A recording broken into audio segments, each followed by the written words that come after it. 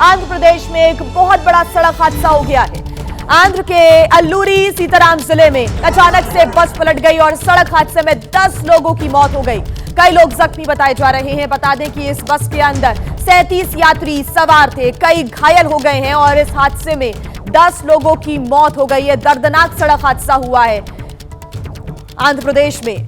आंध्र के अल्लूरी सीताराम जिले में अचानक से पलटी बस, सड़क हादसे में 10 लोगों की मौत हो गई। कई लोग बुरी तरीके से जख्मी हो गए हैं। अस्पताल ले जाकर उनका इलाज यहां पर कराया जा रहा है। बस में कुल 37 यात्री सवार थे और अब ये तस्वीरें आप देख रहे हैं। क्षतिग्रस्त स्थिति में आपको बस नजर आएगी और जैसे ही सूचना मिली वैसे ही स्थानीय भी पहुंचे, पुलिस की टीम भी पहुंची और साथ ही यहां पर लोगों का सामान बिखरा हुआ नजर आ रहा है।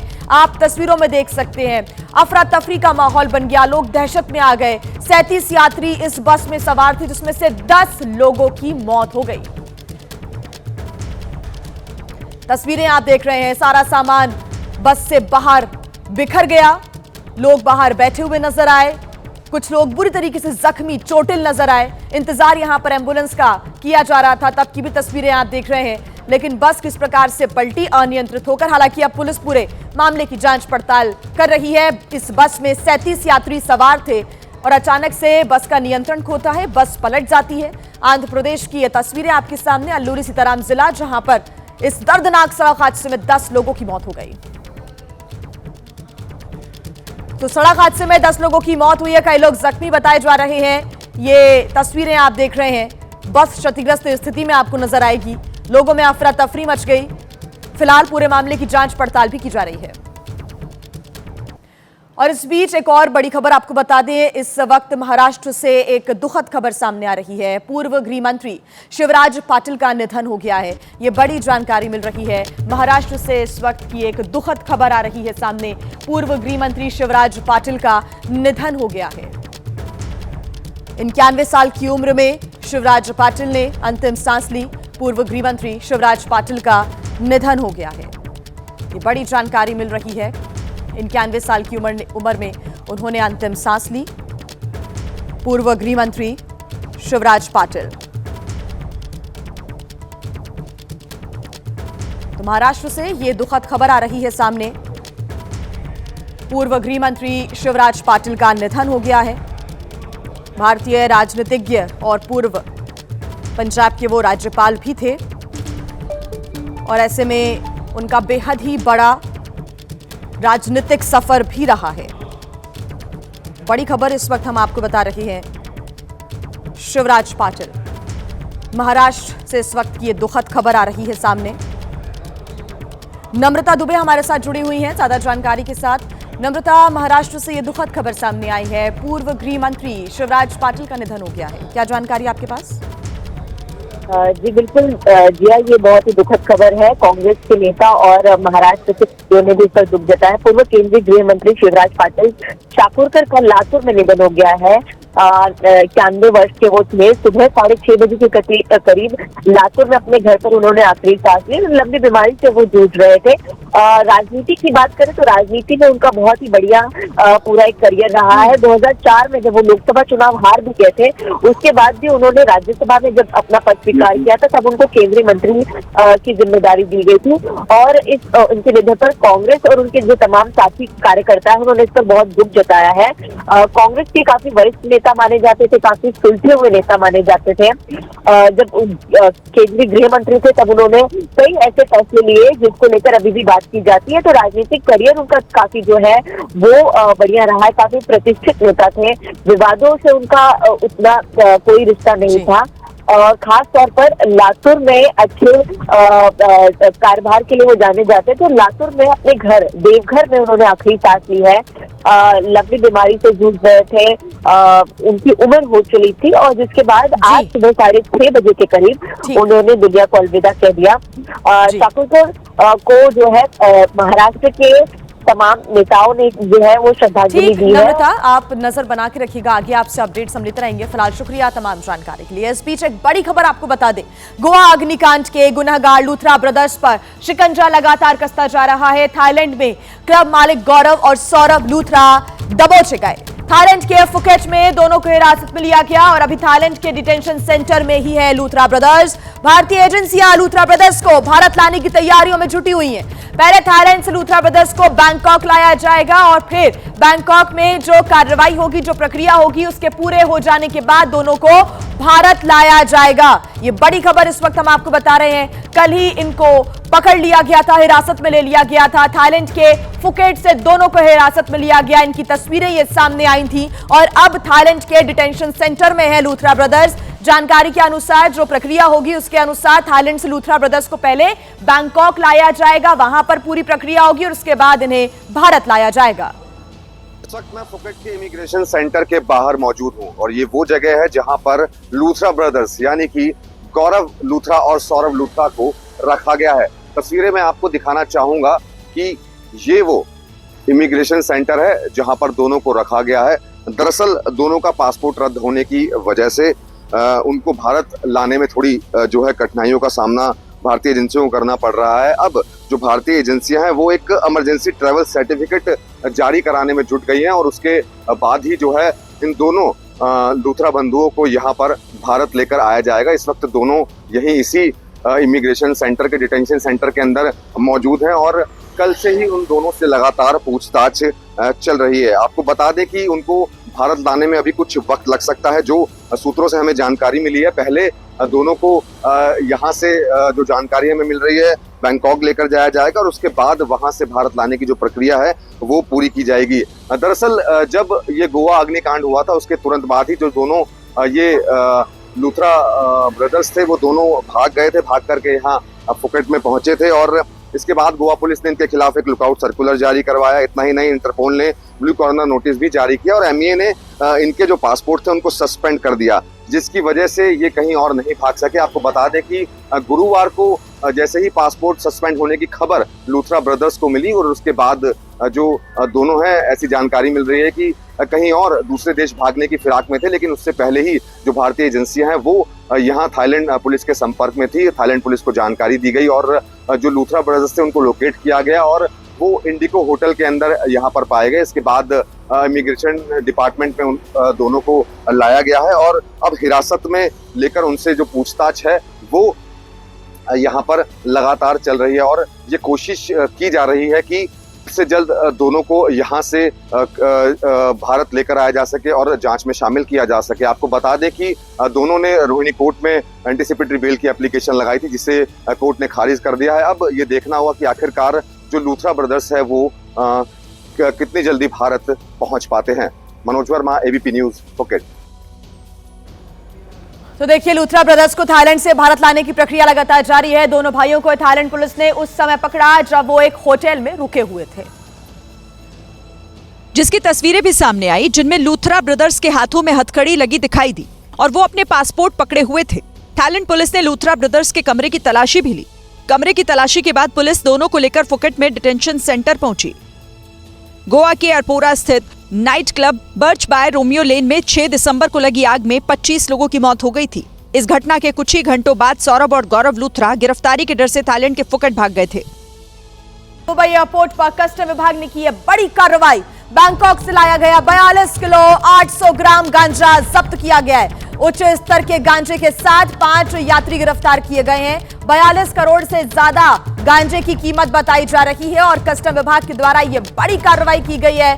ये जो गांजा है वो बैंकॉक से लाया गया था। 42 किलो 800 ग्राम गांजा जब्त कर लिया गया है। जो आगे की कार्रवाई है उसके लिए प्रोसेस जारी है। उच्च स्तर गांजे के साथ साथ 5 यात्रियों को गिरफ्तार भी किया गया है।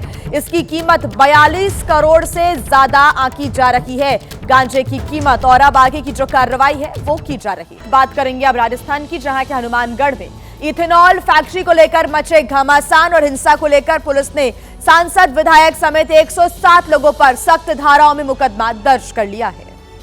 पुलिस का एक्शन सीआई हंसराज लूना की रिपोर्ट के बाद हुआ कि एबीपी न्यूज के पास एफआईआर की वो कॉपी है जिसमें सांसद कुलदीप इंदौर, विधायक अभिमन्यु पुनिया, पूर्व विधायक बलवान पुनिया, कांग्रेस जिला अध्यक्ष मनीष मक्कासर, कांग्रेस नेता जयदेव भिंडासरा समेत 107 लोगों के नाम हैं। इस एफआईआर में वो धाराएं भी हैं जो इन लोगों पर लगाई गई हैं। दरअसल जिस तरह से हनुमानगढ़ के डिब्बी राठी खेड़ा एथेनॉल प्लांट को लेकर किसानों और पुलिस के बीच घमासान मचा, उससे हनुमानगढ़ में तनाव का माहौल है। सवाल ये भी है कि 16 महीने से चल रहा संघर्ष अचानक इतना उग्र कैसे हो गया? कहीं इसके पीछे कोई साजिश तो नहीं है? पुलिस अब इन तमाम पहलुओं की जांच में जुटी है। और आइए खबरों में आगे बढ़ते हैं, बात करते हैं उत्तर प्रदेश की, जहां के डिप्टी सीएम केशव प्रसाद मौर्य के आवास पर उस वक्त हड़कंप मच गया जब एक फ्रॉड युवक को गिरफ्तार करने के लिए पुलिस पहुंच गई। लखनऊ की गौतमपल्ली थाने की पुलिस ने संदिग्ध युवक को गिरफ्तार कर लिया। इस बात की जानकारी तब लगी जब दशरथ पाल नाम का फ्रॉड युवक दिल्ली बीजेपी प्रदेश अध्यक्ष वीरेंद्र सचदेवा का प्रतिनिधि बताकर केशव मौर्य के लखनऊ आवास पर पहुंचा। शक होने पर केशव मौर्य के सुरक्षा बलों ने युवक के बारे में पड़ताल की तो पता चला कि पकड़ा गया युवक नोएडा का रहने वाला है और कई शहरों में ठगी की घटना को अंजाम दे चुका है। डिप्टी सीएम केशव प्रसाद मौर्य ने मामले की जानकारी वीरेंद्र सचदेवा को दी, साथ ही धोखाधड़ी करने वालों को कड़ा संदेश भी दिया।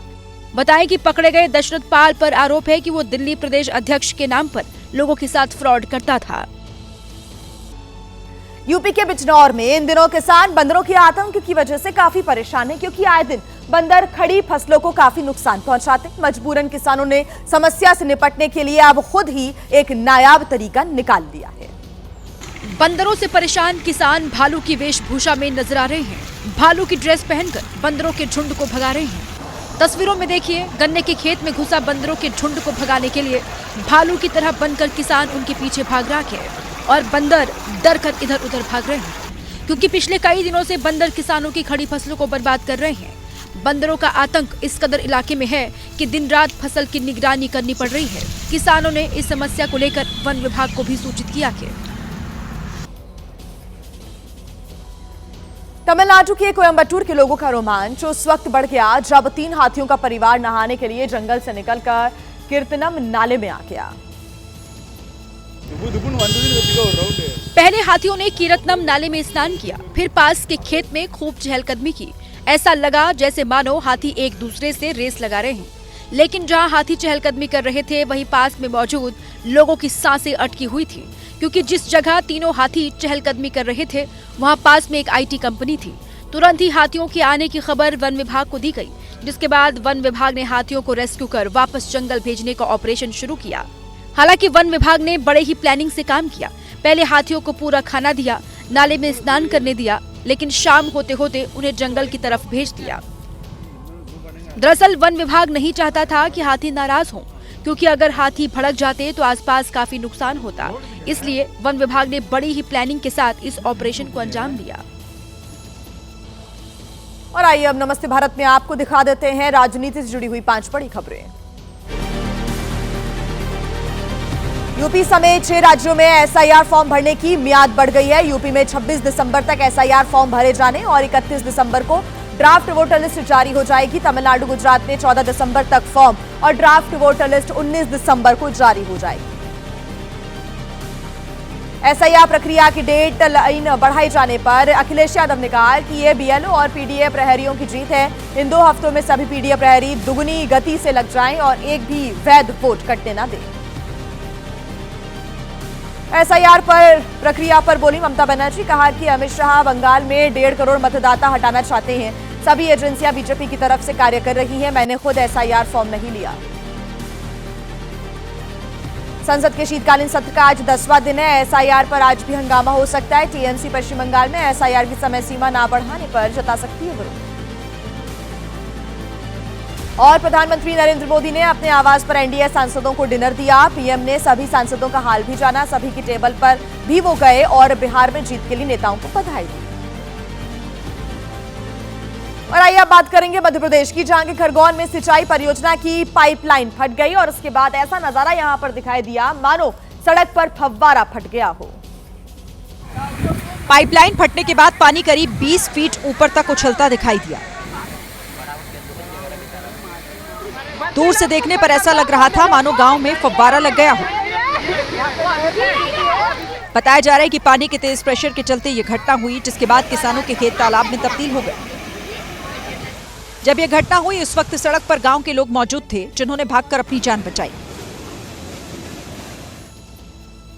बात कर लेते हैं उत्तर प्रदेश के भदोही की, जहां पर एक शख्स ने प्रधान के खिलाफ भ्रष्टाचार की शिकायत की थी, लेकिन रात के वक्त जब वो शख्स अपना क्लिनिक बंद करके लौट रहा था तभी गाड़ी से कुचलकर उसकी हत्या कर दी गई। सीसीटीवी कैमरे में नजर आया कि कमलाकांत दुबे रात करीब 9:30 बजे क्लिनिक का शटर गिराकर ताला लगा रहे थे, तभी एक कार आई और उन्हें कुचल दिया। इस टक्कर के चलते कमलाकांत दुबे ने मौके पर ही दम तोड़ दिया। अब ये बात सामने आ रही है कि कमलाकांत दुबे ने प्रधान मनीष दुबे के खिलाफ भ्रष्टाचार का आरोप लगाया था। शिकायत होने के बाद प्रशासन ने प्रधान मनीष दुबे के सभी अधिकार सीज कर दिए। अब परिवार का कहना है कि इसी बात से नाराज होकर मनीष दुबे ने कमलकांत दुबे की हत्या करवा दी। इन लोगों ने शटर बंद करते समय हमारे पिता के ऊपर अर्टिगा कार से उनकी हत्या कर दी। शुरुआती जांच में पुलिस भी मान रही है कि हत्या को दुर्घटना दिखाने की कोशिश की गई थी, जिसका सच अब सामने आ गया। सीसीटीवी फुटेज में जिस तरह गाड़ी उनको टक्कर मारती हुई दिख रही है, तो उसमें इंटेंशन और डेलिब्रेट तरीके से ये टक्कर मारी गई है। इसमें 302 मर्डर का केस इसमें पंजीकृत किया गया है। जांच में ये भी पता चला कि ये गाड़ी सुजीत यादव की है, जो मनीष यादव का करीबी है। और आइए बात करते हैं मध्य प्रदेश की राजधानी भोपाल की, जहां पर उस समय अफरा तफरी का माहौल बन गया जब वहां चलती हुई कार में अचानक से आग लग गई। रॉयल मार्केट रोड पर हुए इस हादसे के बाद लोगों की सांसें थम गई, क्योंकि कार में आग तेजी से फैली और पूरी कार धूं धूं कर जलने लगी। कार से आग की ऊंची ऊंची लपटें निकलने लगी, जबकि धुएं का गुबार उठा और आसमान में फैल गया। हादसे के वक्त कार में एक बच्चे समेत 5 लोग सवार थे, जो आग भड़कने से पहले ही कार से कूद गए, जिससे उनकी जान बच गई।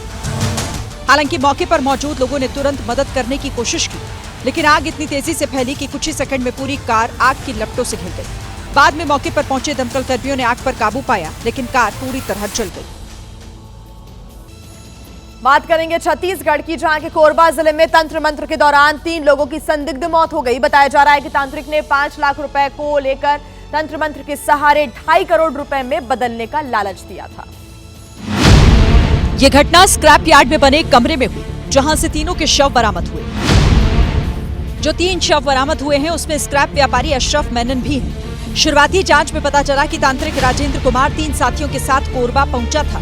उसने दावा किया था कि अगर उसे 5 लाख रुपए मिल जाएंगे तो उसे वो तंत्र मंत्र के जरिए 2.5 करोड़ रुपए में बदल देगा और फिर पैसा सभी में बराबर बराबर बांटा जाएगा। दावा है कि रात करीब 11 बजे स्क्रैप यार्ड में ही तंत्र मंत्र का कथित अनुष्ठान शुरू हुआ। तांत्रिक ने बारी बारी से सभी को कमरे में बुलाया, उन्हें नींबू दिया, जमीन पर रस्सी का घेरा बनाया और कमरे में ही बंद कर दिया। लेकिन जब लोगों ने कमरा खोला तो तीनों मृत हालत में थे। अब पुलिस ने इस केस में 5 लोगों को हिरासत में लिया है। जो साथ में थे उनको पूछताछ के लिए रखा गया है। घटना के वक्त तांत्रिक राजेंद्र के अलावा 2 और लोग भी थे, जो खुद को बेगुनाह बता रहे हैं। घटना के बाद तांत्रिक राजेंद्र फरार हो गया था, जिसे पकड़ लिया गया है। यूपी के मुरादाबाद में पुलिस ने एक ऐसे ढाबे के कर्मचारी की गिरफ्तारी की है, जो खाना खाने आए ट्रक ड्राइवर्स को नशे की गोलियां खिलाकर लूटपाट किया करता था। लेकिन इस बार ढाबे वाले कर्मचारियों का दाव उल्टा पड़ गया। जिन ड्राइवर को नशे की गोलियां खिलाई, उसमें से एक के इलाज के दौरान मौत हो गई। तीनों ट्रक ड्राइवर कोलकाता से माल लेकर हरिद्वार जा रहे थे और रास्ते में पड़ने वाले फौजी ढाबा में खाना खाने रुके थे। वेटर राजीव पिछले कुछ महीने से आर्थिक तंगी से परेशान था। 2 साल पहले वो आगरा गया था और यहाँ पर उसकी मुलाकात एक वेटर से हुई थी। ये जो नीट की गोलियां होती हैं, ये वो अल्ट्रैक्स करके उसके पास में से ये बरामद हुई होते हैं। अभी तो कोई आपराधिक इतिहास नहीं आया है। पूछताछ से सामने है कि आगरा में पहले किसी लोगों से मुलाकात की थी। आरोपी राजीव ने उसी दिन रात में लूटपाट करके भागने की योजना बनाई, इसीलिए वो सभी को नशीला खाना परोस रहा था। यूपी के ललितपुर में एक झोला छाप डॉक्टर का ऐसा फर्जीवाड़ा सामने आया है, जिसे सुनकर स्वास्थ्य विभाग वाले भी हैरान रह गए। एक महिला ने हृदय रोग विशेषज्ञ के रूप में नियुक्त डॉक्टर पर फर्जी तरीके से नौकरी करने का आरोप लगाया है। शिकायत किसी और ने नहीं, बल्कि अमेरिका में रहने वाली उसकी बहन ने ही की। शिकायत में बताया गया कि आरोपी अभिनव गुप्ता ने अपने जीजा की डॉक्टरेट डिग्री का इस्तेमाल कर खुद को डॉक्टर बताकर एक मेडिकल कॉलेज में नौकरी हासिल कर ली। हैरान करने वाली बात तो यह है कि जिसकी डिग्री का इस्तेमाल कर ये खुद डॉक्टर बना बैठा है, उसी के जीजा अमेरिका में डॉक्टर हैं। शिकायत मिलते ही आरोपी ने अपना इस्तीफा दे दिया। मेडिकल कॉलेज के प्रिंसिपल जांच के लिए तुरंत सीएमओ पैनल के साथ एक टीम गठित कर दी गई। तो ये बहरूपिये की तरह आके और घर के ही किसी सदस्य की आइडेंटिटी चुरा के और उनके ओरिजिनल डॉक्यूमेंट्स लगा के इन्होंने ये नौकरी पाई हुई थी। फिलहाल मामला सामने आने के बाद मेडिकल कॉलेज में सुरक्षा और नियुक्ति प्रक्रिया पर सवाल खड़े हो गए हैं। वहीं दिल्ली में दिवंगत अभिनेता धर्मेंद्र की प्रार्थना सभा हुई। इस सभा में तमाम लोगों ने धर्मेंद्र को श्रद्धांजलि अर्पित की। इस दौरान धर्मेंद्र को याद कर हेमा मालिनी भावुक हो गई। ये प्रार्थना सभा दिल्ली के डॉक्टर अंबेडकर इंटरनेशनल सेंटर में रखी गई थी। हेमा मालिनी यहाँ ईशा देओल के साथ नजर आई और जब मंच पर मौजूद लोगों को संबोधित करने के लिए पहुंची तो कई बार उनकी आंख भर आई। किसी तरह हेमा मालिनी ने आंसुओं को संभाला। धर्म जी बहुत ही विशाल उनका एक व्यक्तित्व है जिसकी कोई सीमा नहीं। वो बहुत ही सरल, सहज, हंसमुख और मिलनसार थे। प्रसिद्धता की शिखर पर होते हुए भी वो कभी अपने आप को अलग नहीं समझे, हमेशा जमीन से जुड़े हुए थे। प्रार्थना सभा में गृह मंत्री अमित शाह और बीजेपी के अध्यक्ष जेपी नड्डा भी पहुंचे और पुष्पांजलि अर्पित की। आंखें तो मैंने कई बार देखी है, उसमें धर्म जी का रोल करते थे तो मुझे लगता है उस वक्त भी लगता था कि सच्चा देशभक्त व्यक्ति है, ये एक्टिंग नहीं कर रहा है, देश को प्यार करने वाला ये इंसान। इस प्रार्थना सभा में राजनीतिक जगत के अलावा और भी कई लोग शामिल हुए और धर्मेंद्र को नम आंखों से याद किया। और आइए अब बात कर लेते हैं लोकसभा की कार्यवाही की। कल भी चुनाव सुधार पर चर्चा हुई है लोकसभा के अंदर, लेकिन सदन की कार्यवाही शुरू होने के कुछ ही देर बाद ई सिगरेट पर हंगामा शुरू हो गया। बीजेपी सांसद अनुराग ठाकुर ने गंभीर आरोप लगाए।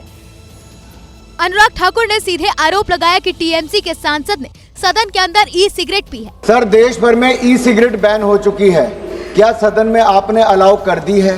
टीएमसी के सांसद पी रहे हैं सर।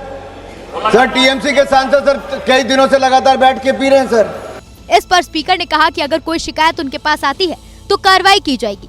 कभी भी ऐसा कोई विषय मेरे पास आएगा तो निश्चित रूप से इस पर मैं निश्चित रूप से कार्रवाई करेंगे। इस मुद्दे को लेकर सदन में कुछ देर तक हंगामा भी हुआ। सर, सदन में सर ई सिगरेट पी जाएगी।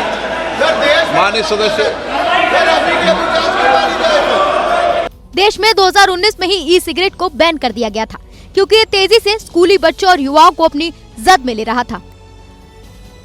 तो देखिए, संसद के अंदर ही सिगरेट को लेकर हंगामा हुआ और संसद के बाहर टीएमसी के एक सांसद सिगरेट पीते हुए कैमरे में रिकॉर्ड भी हो गए, जिसका गिरिराज सिंह ने विरोध किया। टीएमसी सांसद सौगत रॉय मकर द्वार पर सिगरेट का कश ले रहे थे, तभी गिरिराज सिंह ने उन्हें टोक दिया। ये ओरिजिनल आदमी है, सिगरेट ओरिजिनल पीते हैं, ये मना है। बाहर में भी सिगरेट बंद है। सौगतदा है ना बंद। अरे आज इज्जत बचा दिया अध्यक्ष, ये तो सब लोग बेनकाब हो। गिरिराज सिंह के बाद बीजेपी के कुछ और सांसद आ गए और सार्वजनिक जगह पर सिगरेट ना पीने की सलाह दी, जिस पर टीएमसी सांसद ने दिल्ली के प्रदूषण पर उनसे सवाल पूछ लिया। सार्वजनिक स्थल पर सिगरेट पीना मना। आप सार्वजनिक स्वास्थ्य को खतरा पहुंचा रहे हैं। हमारे जो एटमॉस्फेयर आप लोग बना के रखे हैं, दादा चोरी भी करते हैं तो खुलेआम करते हैं। हालांकि जब सौगत राय जाने लगे तो गिरिराज सिंह ने झुककर उन्हें प्रणाम किया, हाथ मिलाया।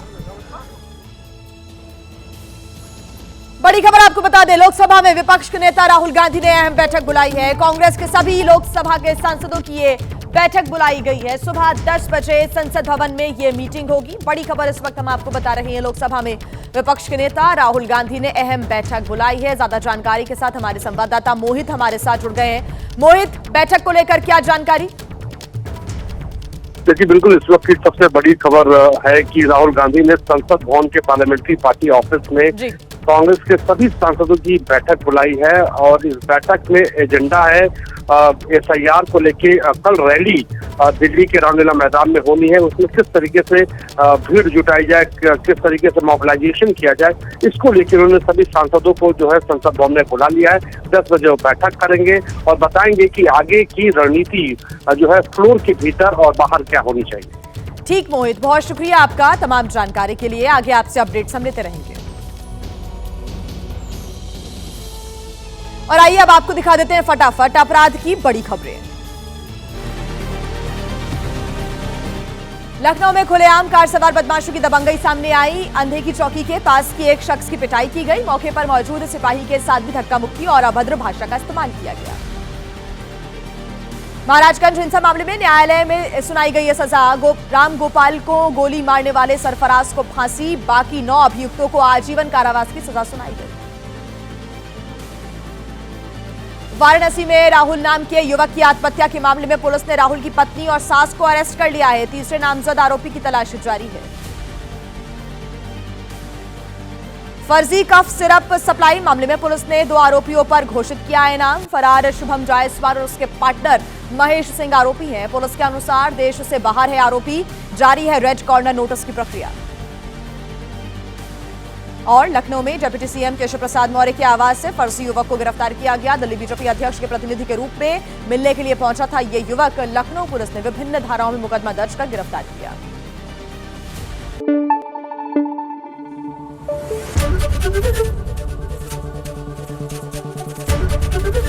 एबीपी न्यूज आपको रखे आगे।